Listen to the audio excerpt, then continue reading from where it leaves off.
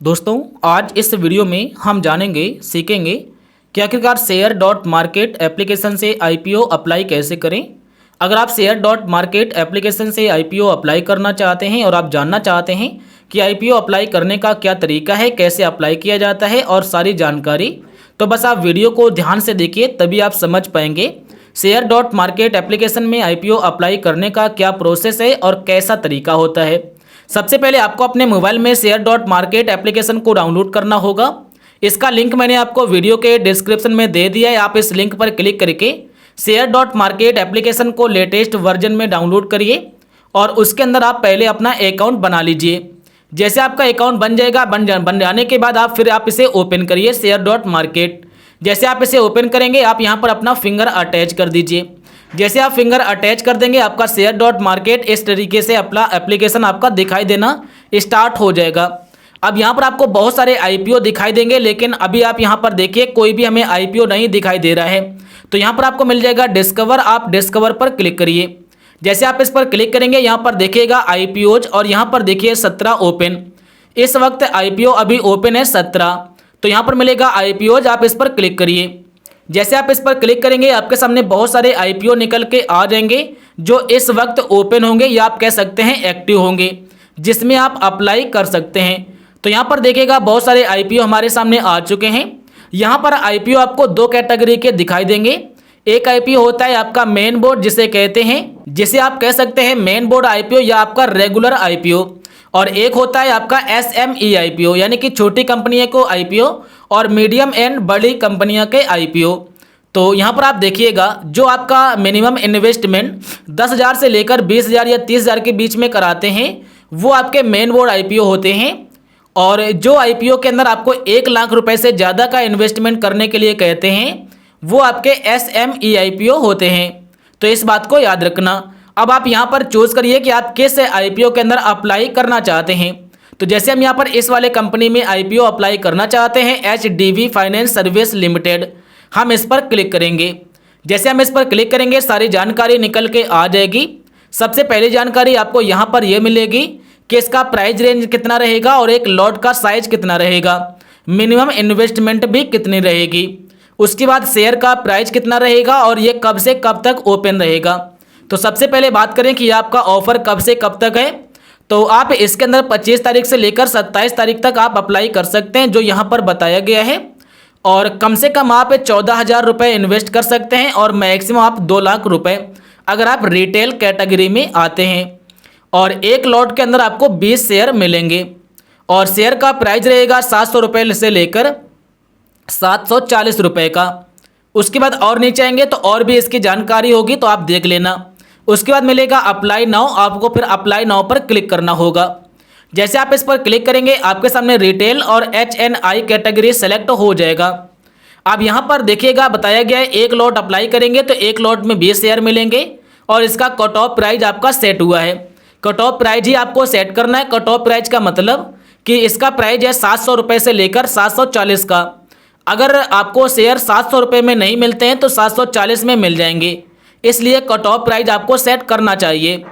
उसके बाद यहाँ पर बोलेगा लॉट, आप कितने लॉट लेंगे और कितने बिड ऐड करेंगे। बिड का मतलब एक बिड के अंदर आप मैक्सिमम कितने लॉट अप्लाई कर सकते हैं, तो 13 लॉट अप्लाई कर सकते हैं। यहाँ पर बताया गया है 13 लॉट।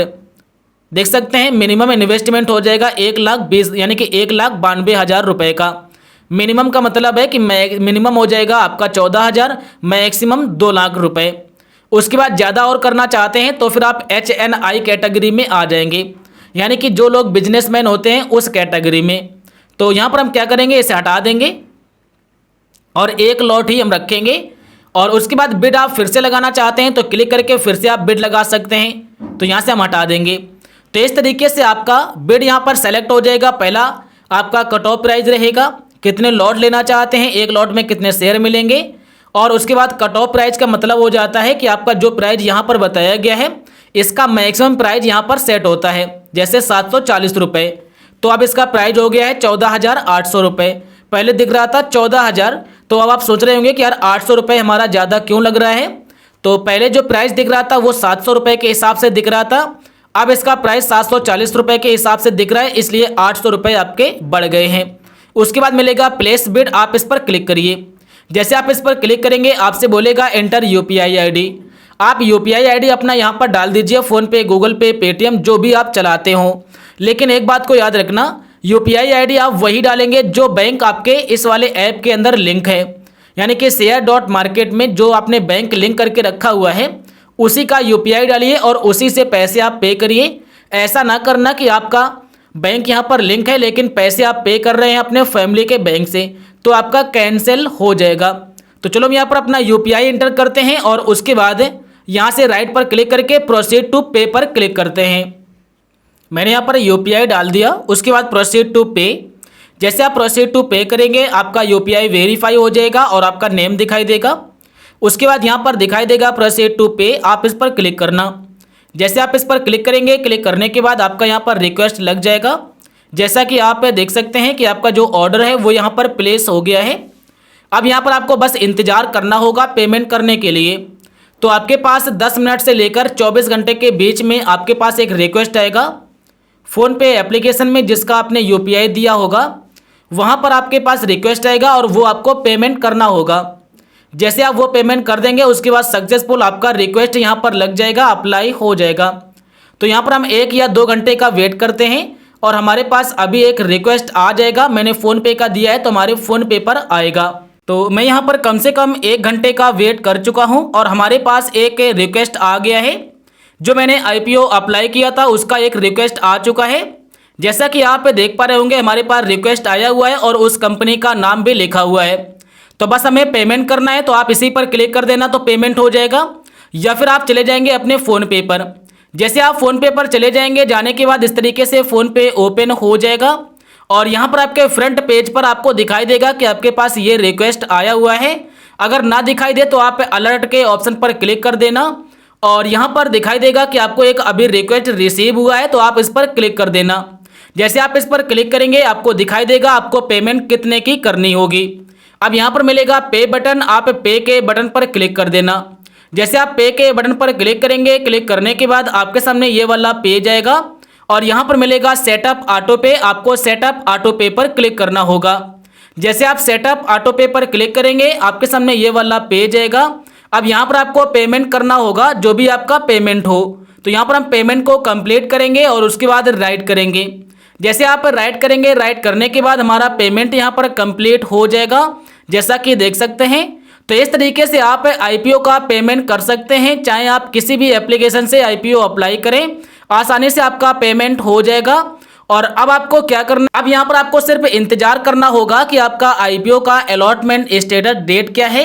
जैसे कि इस आईपीओ का अलॉटमेंट स्टेटस डेट है 27 जून और उसके बाद अगर आपका अलॉटमेंट नहीं मिलता है तो आपका रिफंड वाला डेट कौन सा है, तो वो हमारा है 30 जून। यानी कि अगर आपको आईपीओ में शेयर नहीं मिलेंगे तो आपका 30 जून को रिफंड कर दिया जाएगा पैसा और वो आपका पैसा वापस आ जाएगा। अभी आपका जो ये पैसा कट हुआ है ये पैसा आपका होल्ड हो गया है। ये पैसा अभी आईपीओ के अंदर नहीं गया है, कंपनी के पास नहीं गया है, अभी आपके बैंक में होल्ड हुआ है। अगर आपको शेयर मिलेंगे तो पैसा बैंक आपका ट्रांसफ़र कर देगा कंपनी के पास। अगर आपको शेयर नहीं मिलेंगे तो जो आपका पैसा होल्ड हुआ है वो पैसा आपके फिर से अकाउंट में वापस आ जाएगा। तो मैं आशा करूंगा आप समझ गए होंगे, जान गए होंगे। और हाँ, अगर आप चेक करना चाहते हैं अलॉटमेंट स्टेटस कि अलॉटमेंट स्टेटस कैसे चेक करें, तो इस पर हमारा पहले से वीडियो बना हुआ है, तो आप उस वीडियो को चेकआउट कर लेना। अब मैं आशा करूंगा आप सीख गए होंगे कि आईपीओ को अप्लाई करने के बाद पेमेंट कैसे कंप्लीट किया जाता है। अब अगर आपको जानकारी पसंद आई हो तो वीडियो को लाइक करिए, चैनल पर पहली बार आए हो तो प्लीज़ यार सब्सक्राइब भी कर लेना।